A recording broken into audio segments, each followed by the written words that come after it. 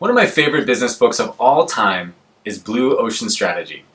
I read Blue Ocean Strategy many years ago, and it really had a deep impact on how I think about marketing strategy. So the idea behind Blue Ocean Strategy, and the Blue Ocean name in general, is that imagine an ocean where there are a lot of fish and a lot of sharks, and they're basically all fighting over the same school of fish as food. That would be very bloody, right? Because there'd be a lot of sharks just going and kind of competing over and trying to eat the same market.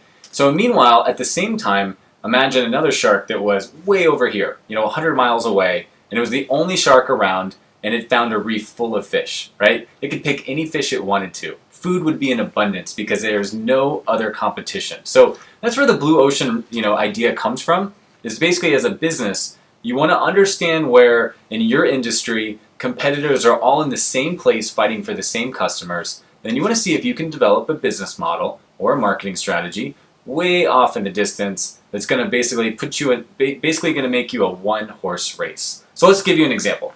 One of the examples I really enjoyed in the book was Callaway golf clubs.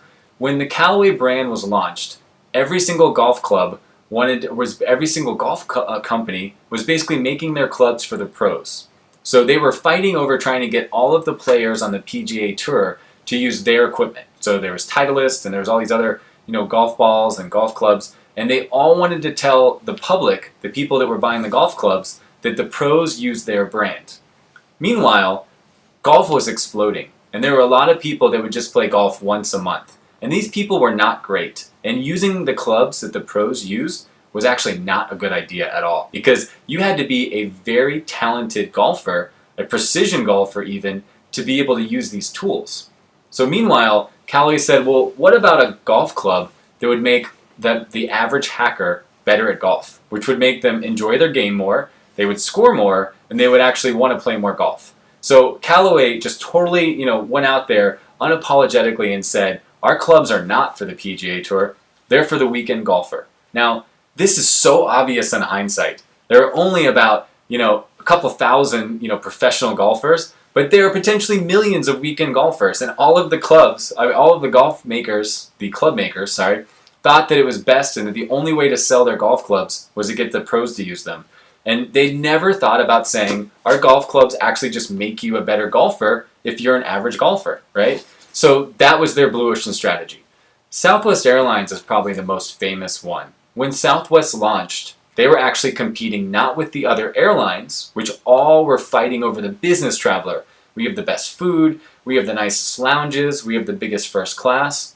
Southwest was actually competing with buses. They were basically just taking people a couple hundred miles and basically, competing where people could just take bus or public transportation across town from one city in Texas to another city in Texas. And so they didn't worry about food, they didn't worry about lounges, they didn't even, have a first class, right? You just basically, bought what was similar to a bus ticket and took the first seat you could get on. It was first come, first serve. Now, Southwest has been the only airline to make a profit consecutively for the last 30 years or something like that. I don't know the exact number. But clearly, they went after a very profitable, underserved market that the other airlines had never thought about. So what I find is people come into our office and they sit down and they say, well, I want to launch this business or I want to launch that business. And here's what all my competitors are doing. And I have to do what they're doing, but just a little bit better. And that is just silly. So think about the underserved need or the people that your competitors are not even thinking about. How can you develop a solution for them, right? How can you develop a wine for the average wine drinker who just wants a quick bottle on the way to a party and is very turned off and intimidated by all of that, extremely, fancy French language and all of the things that are in wine bottles? It's another example from Blue Ocean Strategy. So this doesn't just apply to business models. This also applies to your marketing strategy. It's really important to assess the landscape, but not assess the landscape to copy your competitors, but to move far off in the distance and find the stones that they never thought about looking under, whether that be a new way to reach your customers, a new type of customer, or maybe a new distribution channel for your product that nobody else had used before.